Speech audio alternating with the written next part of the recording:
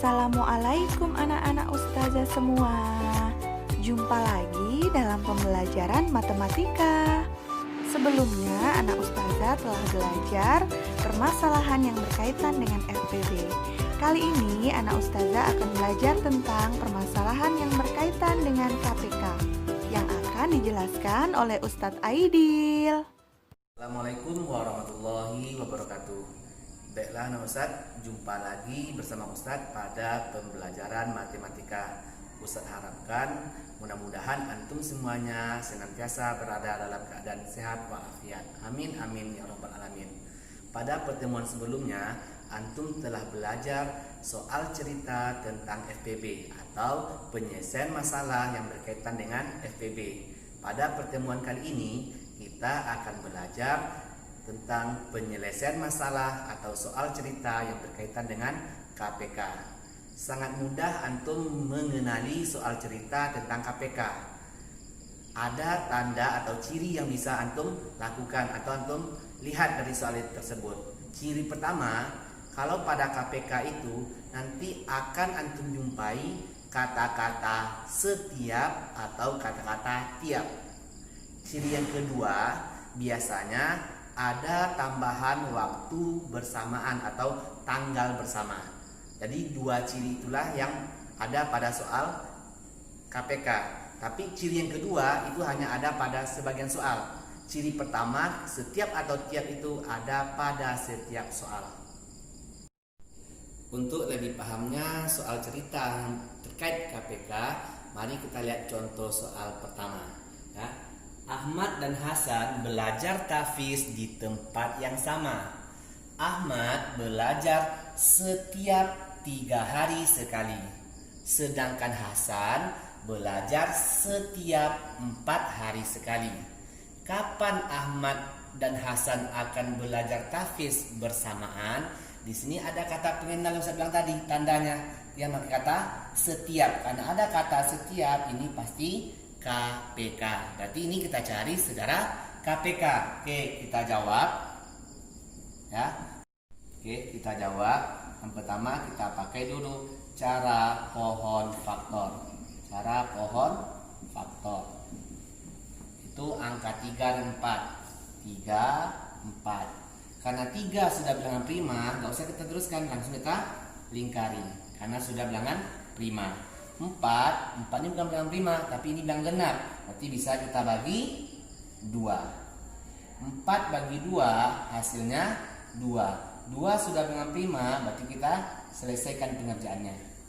Oke, kita tulis 3 sama dengan 3 ya, karena 3 nggak ada pembagian ke bawah, berarti 3 sama dengan 3. 4 sama dengan, karena 2-nya ada 2 kali, berarti kita buat 2 pangkat 2. Karena 2-nya ada 2 kali. Berarti KPK, ingat, kalau kita pakai cara pohon faktor, KPK ambil pangkat tertinggi. Kita mulai dulu, di sini ada angka 2. 2 pangkat 2, karena dia sendiri otomatis menjadi bilangan paling besar. Kita tulis 2 pangkat 2 kali. Ada 3 di atas, sementara di bawah nggak ada. Berarti 3-nya sendiri, berarti dia yang paling besar. Nah, langsung kita tulis 3-nya. Oke. 2 pangkat 2 artinya adalah kita mengalihkan 2 sebanyak 2 kali. Berarti 2 pangkat 2 adalah 2 kali 2. Baru kita kali 3. 2 kali 2 4. Kita kali dengan 3. 4 kali 3 hasilnya adalah 12. Oke, kita lihat contoh yang kedua. Pakai cara tabel. 3, 4,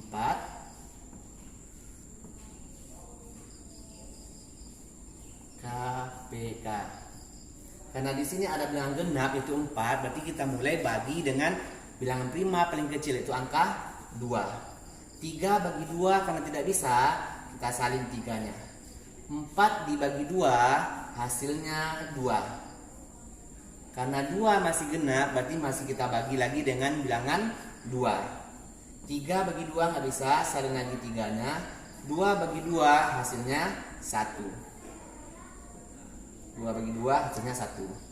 Ini sudah 1, 3. Nggak bisa lagi bagi 2, maka kita bagi dengan prima setelah 2 adalah 3. 3 bagi 3 hasilnya 1. Karena ini udah 1, hanya kita turunkan. Jangan lupa ditutup. Berarti KPK sama dengan, tinggal kalikan 2 kali 2 kali 3. 2 kali 2 kali 3. 2 kali 2 hasilnya 4 kali 3.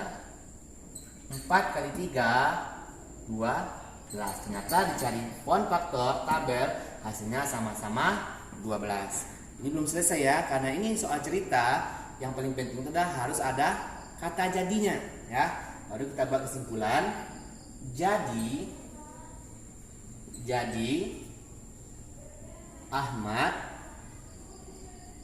dan Hasan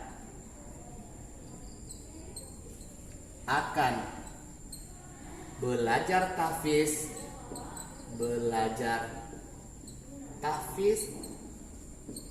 bersamaan setiap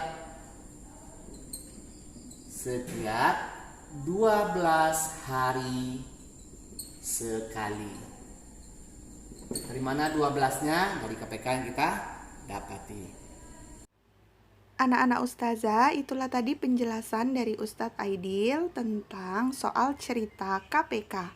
Pada contoh yang disampaikan atau dijelaskan Ustadz, itu adalah contoh dengan ciri yang pertama, ditemui kata setiap atau kata tiap. Anak-anak ustazah, jangan lupa mengerjakan latihan soalnya ya. Ustazah akhiri, assalamualaikum.